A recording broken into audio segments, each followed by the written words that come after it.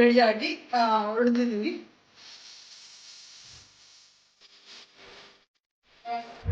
ಸುಸ್ತಾಗ್ತಿದೆ. Night ಡಿನ್ನರಲ್ಲಿ ಸಿಗ್ತಾ ಇದ್ದೀನಿ. ನಾನು ಮಾಡೋಕ್ಕಾಗ್ತಿಲ್ಲ, ಸಾಕಾಗ್ತಿದೆ.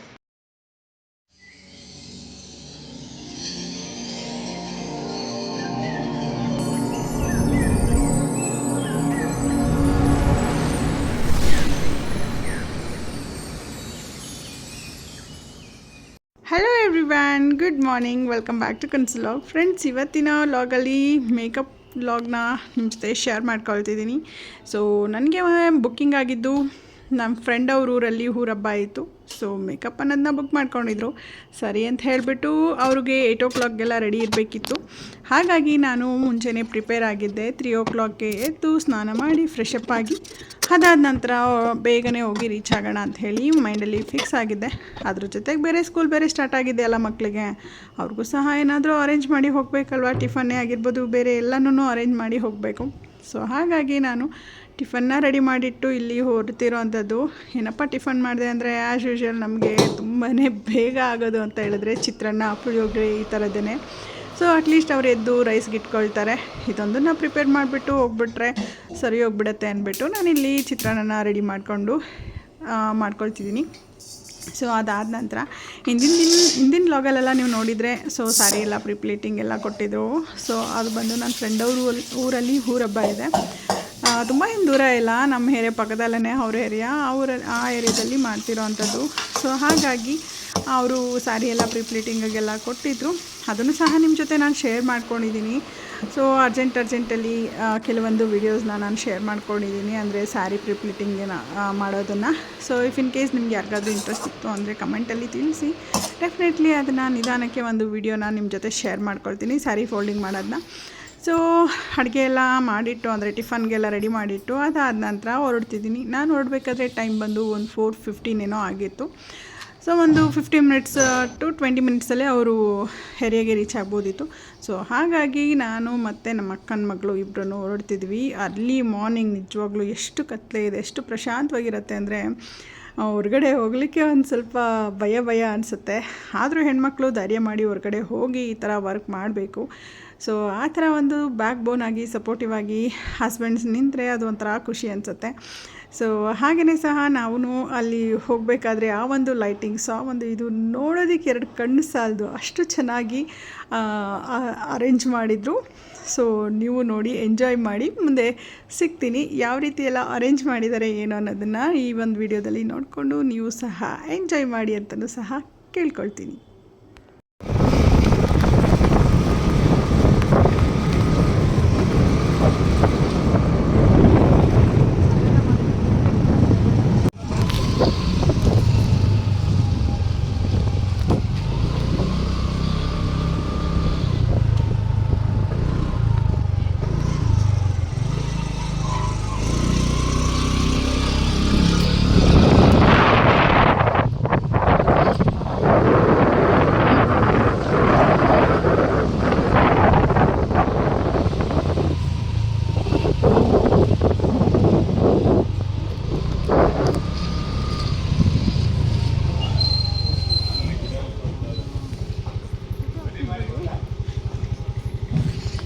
ಸೊ ಫೈನಲಿ ಹೋಗಬೇಕಾದ್ರೆ ನೋಡಿದ್ರೆ ನನಗೆ ಅವ್ರ ಮನೆ ಫುಲ್ಲು ಕನ್ಫ್ಯೂಷನ್ ಆಗೋಯಿತು. ಆ ಲೆವೆಲಲ್ಲಿ ಪೆಂಡಲ್ಲೆಲ್ಲ ಹಾಕಿದ್ರು, ರೋಡಲ್ಲೇ ಪೆಂಡಲ್ ಹಾಕ್ಕೊಂಬಿಟ್ಟಿದ್ರು.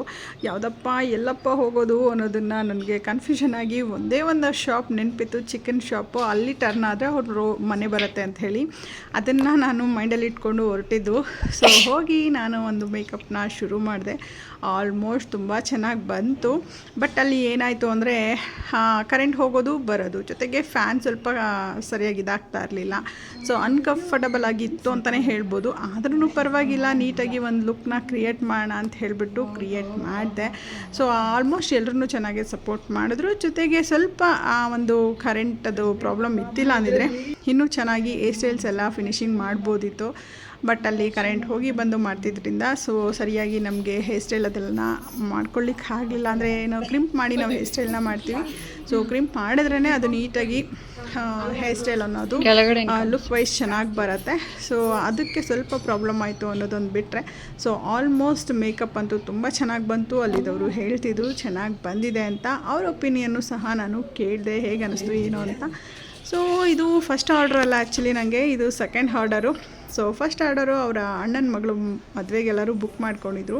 ಅವಾಗೂ ಅಷ್ಟೇ ತುಂಬ ಚೆನ್ನಾಗಿ ಮೇಕಪ್ ಎಲ್ಲ ಬಂದಿತ್ತು. ಹಾಗಾಗಿ ಈ ಟೈಮು ಮಾಡಿಕೊಡಿ ಅಂತ ಕೇಳಿದ್ರು. ಸರಿ ಆಯಿತು ಅಂತ ಹೇಳಿ ನಾನು ಸಹ ಹೋಗಿ ಮಾಡಿಕೊಟ್ಟು ಅವರ ಒಂದು ಅಮ್ಮನ್ನ ಎಲ್ಲರನ್ನೂ ಕೇಳಿದೆ ಹೇಗೆ ಅನ್ನಿಸ್ತು ಏನು ಅಂತ. ಚೆನ್ನಾಗಿದೆ ಅಂತ ಹೇಳಿದ್ರು. ಸೊ ಫೈನಲ್ ಲುಕ್ ಔಟ್ಫಿಟ್ ಹೇಗಿದೆ ಏನು ಅನ್ನೋದನ್ನು ಈ ಒಂದು ವಿಡಿಯೋದಲ್ಲಿ ನೋಡಿ. ಸೊ ಇವ್ರು ಬಂದು ಅವ್ರ ಮದ್ದಿದ್ದ ತಂಗಿ. ಸೊ ಅವ್ರಿಗೆ ಈ ಥರ ಹೇರ್ ಸ್ಟೈಲು ಮತ್ತು ಸ್ಯಾರಿ ರೆಪ್ ಮಾಡಿದ್ದೆ. ಸೆಕೆಂಡ್ನವರು. ಸೊ ಇವ್ರಿಗೂ ಅಷ್ಟೇ ಈ ಥರ ಸಿಂಪಲ್ಲಾಗಿ ಹೇರ್ ಸ್ಟೈಲ್ ಮಾಡಿ ನಂಗೆ ಇದೇ ಥರ ಹೂ ಮುಡಿಸಿ ಅಂತ ಕೇಳಿದ್ರು. ಸರಿ ಅಂಥೇಳಿ ಅವ್ರಿಗೂ ಮಾಡಿದೆ. ಫೈನಲ್ ಆಗಿ ದೊಡ್ಡ ಅಕ್ಕ ಅಂದರೆ ಇವಳು ನನ್ನ ಫ್ರೆಂಡು ಕ್ಲಾಸ್ಮೇಟ್. ಸೊ ಇವಾಗ ಈ ಥರ ರೆಡಿ ಮಾಡಿದೆ, ಈ ಥರ ಹೇರ್ ಸ್ಟೈಲ್ ಹಾಕಿದ್ದೆ. ಸೊ ಆಲ್ಮೋಸ್ಟ್ ಎಲ್ಲರೂ ಅವರು ಒಂದೇ ಥರ ಸ್ಯಾರಿನ ವೇರ್ ಮಾಡಿದ್ರು. ನಾನು ರೇಗಿಸ್ತಿದ್ದೆ ಅವ್ರಿಗೆ.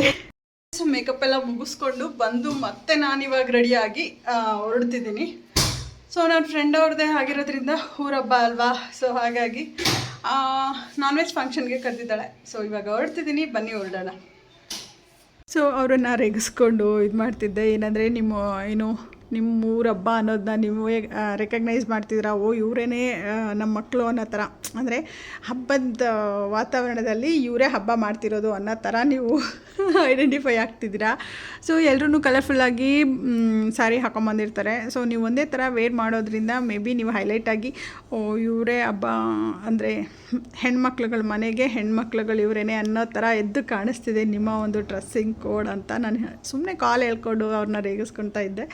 ಸೊ ಒಂಥರ ತುಂಬ ಚೆನ್ನಾಗಿತ್ತು. ಅದೂ ಒಂಥರ ಚೆನ್ನಾಗಿರುತ್ತೆ ಯೂನಿಫಾರ್ಮ್ ಆಗಿ.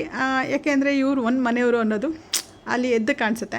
ಸೊ ತುಂಬಾ ಚೆನ್ನಾಗಿತ್ತು, ತುಂಬಾ ಚೆನ್ನಾಗಿ ಹಬ್ಬ ಎಲ್ಲ ಮಾಡಿದ್ರು. ಬಟ್ ಅಲ್ಲಿ ನಾನು ಹೋಗಿ ರೆಡಿಯಾಗಿ ಹೋಗಾದ್ಮೇಲೆ ನನಗೆ ಯಾವುದೇ ಥರ ವಿಡಿಯೋ ಕ್ಯಾಪ್ಚರ್ ಮಾಡೋಕ್ಕೆ ಆಗಿಲ್ಲ. ಅಷ್ಟು ಕ್ರೌಡು, ಅಷ್ಟು ಇದು. ನನ್ನ ಗಾಡಿನ ಪಾರ್ಕಿಂಗ್ ಮಾಡೋಕ್ಕೂ ಒಂದು ಪ್ಲೇಸ್ ಸಿಕ್ಕಲಿಲ್ಲ. ನಾನು ಒಂದು 2-3 ರೌಂಡ್ ಹೊಡೆದು ಆಮೇಲೆ ಎಲ್ಲೋ ಒಂದು ಕಡೆ ಅದು ಅವ್ರನ್ನ ರಿಕ್ವೆಸ್ಟ್ ಮಾಡಿ ಕೇಳಿ ಅಲ್ಲಿ ಪಾರ್ಕ್ ಮಾಡಿ ಹೋಗಿದ್ದಂಥದ್ದು. ಗೈಸ್ ಇವಾಗಷ್ಟೇ ಫಂಕ್ಷನ್ ಮುಗಿಸ್ಕೊಂಡು ಮನೆಗೆ ಬಂದೆ. ಅಪ್ಪ ಫುಲ್ಲು ಸುಸ್ತಾಗ್ತಿದೆ.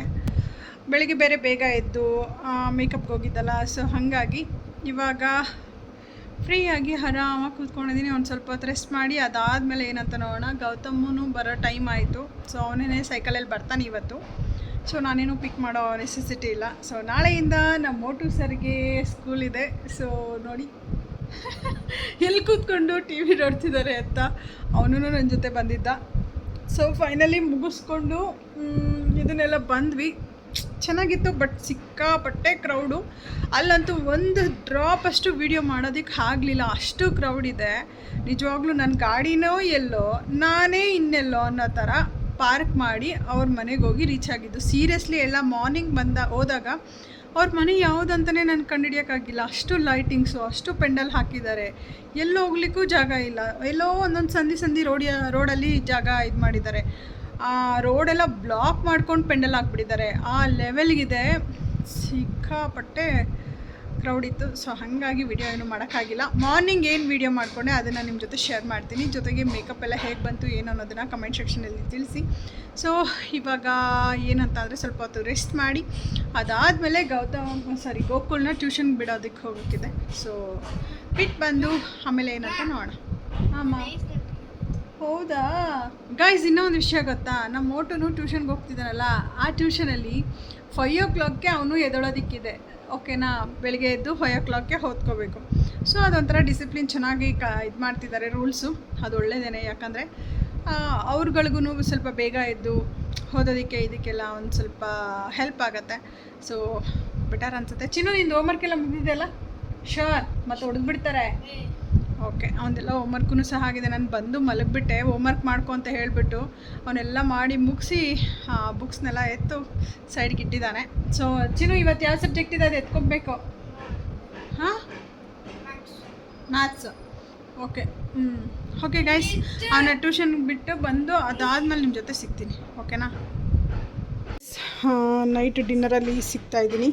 ಸೊ ಚಿಕನ್ ಫ್ರೈ ಮಾಡಿ ರೈಸ್ ಮಾಡಿದ್ದೀವಿ ಅಷ್ಟೇ. ಅದು ಬಿಟ್ಟರೆ ಇನ್ನೇನೂ ಇಲ್ಲ. ಸೊ ನನಗೂ ಟಯರ್ಡ್ ಆಗಿತ್ತಲ್ವ. ಸೊ ಹಾಗಾಗಿ ನಾನೇನು ಮಾಡೋಕ್ಕಾಗಿಲ್ಲ, ನಿದ್ದೆ ಮಾಡಿದ್ರೆ ಸಾಕಾಗಿತ್ತು. ಹಂಗಾಗಿ ಚಿಕನ್ ಫ್ರೈ ಮಾಡಿ ರೈಸ್ ಮಾಡಿ ಮುಗೀತು. ಇವಾಗ ಊಟ ಮುಗಿಸಿ ಮಲಗೋದಷ್ಟೇ. ಸೊ ಈ ಒಂದು ವಿಡಿಯೋನ ಇಲ್ಲಿಗೆ ಎಂಡ್ ಮಾಡ್ತಾಯಿದ್ದೀನಿ. ಈ ಒಂದು ವಿಡಿಯೋ ನಿಮಗೆ ಸ್ವಲ್ಪ ಆದರೂ ಇಷ್ಟ ಆದರೆ ಪ್ಲೀಸ್ ಲೈಕ್ ಶೇರ್ ಕಮೆಂಟ್ ಮಾಡಿ. ಜೊತೆಗೆ ಯಾರೆಲ್ಲ ನನ್ನ ಚಾನಲ್ನ ಹೊಸದಾಗಿ ನೋಡ್ತಿದ್ರೆ ಪ್ಲೀಸ್ ಸಬ್ಸ್ಕ್ರೈಬ್ ಮಾಡ್ಕೊಂಡು ಸಪೋರ್ಟ್ ಮಾಡಿ. ಓಕೆನಾ? Thank you. See in the next vlog. Bye.